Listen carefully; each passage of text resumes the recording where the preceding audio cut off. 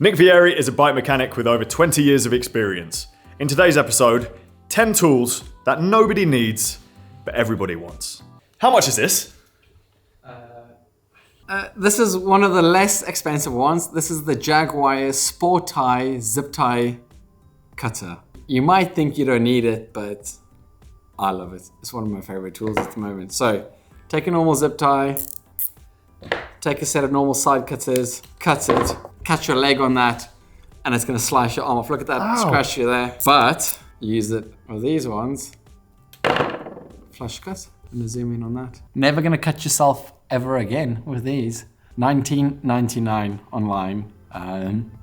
Nobody needs it, but you know you want it. The Bursman disc brake pad wear indicator and the Bursman rotor wear indicator. I think this one's £22 and the rotor one is £32 roughly. Might want to double check that, but ballpark. You don't need these, but they're great. They make life a lot easier. I know you can measure rotors with vernier calipers, but who's got accurate vernier calipers anyway? There's always an issue with it.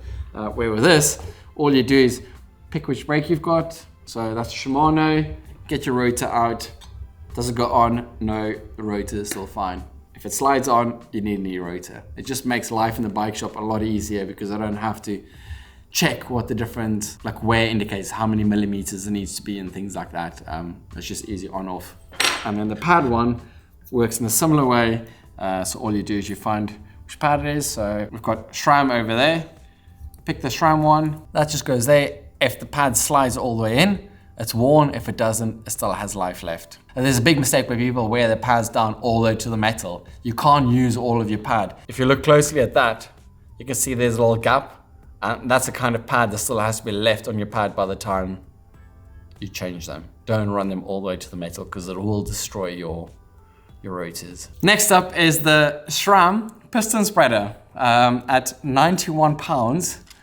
It is really excessive and it's made just for SRAM brake calipers. So you definitely don't need it, but oh my God, is it a wonderful tool to use in the workshop. Used to use the Park Tool one. That's an excellent tool. It works on everything.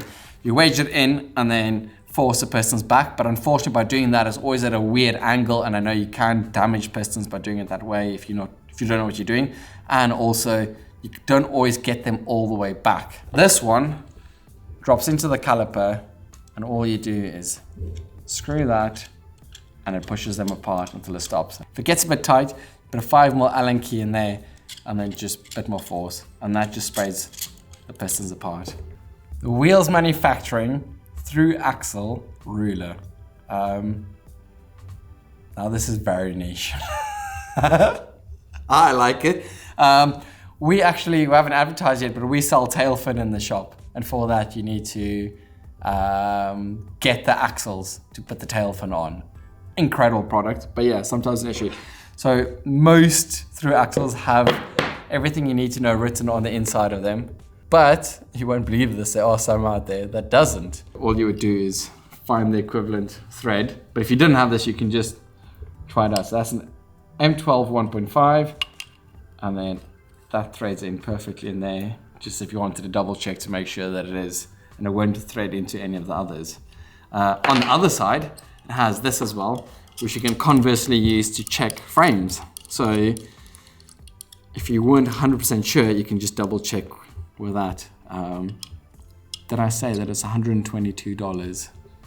I couldn't find it on any English website, but the American price for it is $122. It is niche. You can also use that to measure the threads, and you can also use this to measure the length of the axle. Like I say at the beginning of the video, you don't need it, but if you're weird like me, you definitely want it. I love this tool. There is a much cheaper option, which is just this ruler. They gave these away for free at Ice Bike. You can stick that into your frame to measure what axle length you need. And also it's got 1mm, 1.5mm, and 1.75mm. And how you would use it is, just fits in perfectly. The three most common sizes you'll get on bicycle through axles is 1mm, 1.5 and 1.75. It also has 12mm to see axle width, and you've got 15mm for more mountain bike and old school gravel. So cool, mate. Francis, can you get that off me, please? You need to service your hub.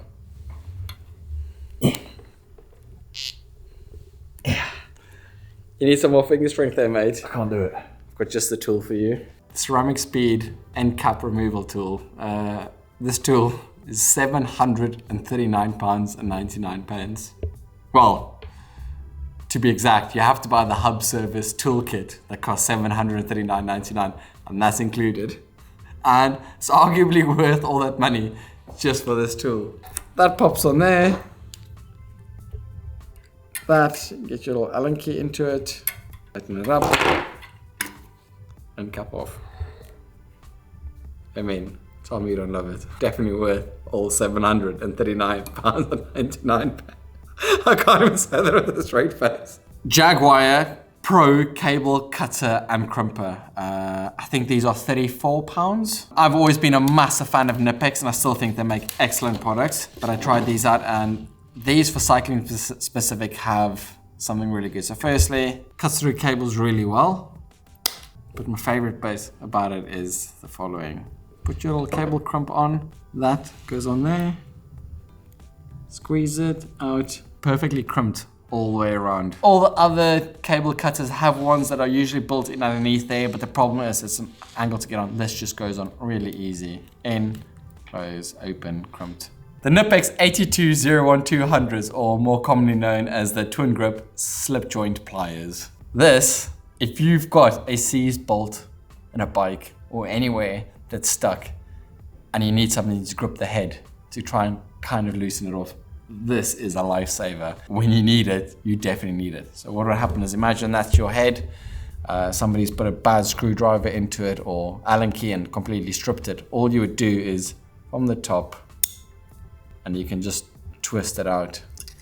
It's got like a little head over there, and this can be angled for different sizes. Like all Knipex products, that is just made incredibly well and just works a treat. These ones I've done as a bit of a series because they all kind of work together. It's the Abbey Hag, the Abbey Lever Setter, and the Abbey Pre-Hag. That's £235, £50, and £22. This one's just cheaper because I think it's 3D printed plastic. I was quite disappointed when I first got it because these tools, the quality are unreal, and that just feels really plasticky, but because it's plastic. This is to adjust your mech hanger. If your mech hanger gets bent or you want to make sure it's aligned, your gears will never ever work properly without your mech hanger being aligned. It's impossible. You can have the best gears in the world. If your mech hanger is bent or skew, it's not going to work. This one is just made so much better than any of the others. The way it feels, the way it spins, the quality of the craftsmanship is next level. You don't need it. The normal Park Tool one works really, really well. It's nice. If you want to treat yourself, get one of these. That is a tool that screws into the top cap of your stem, and then you fit this to it like that, and then you can actually see to make sure your levers are perfectly level. Your levers are completely skew.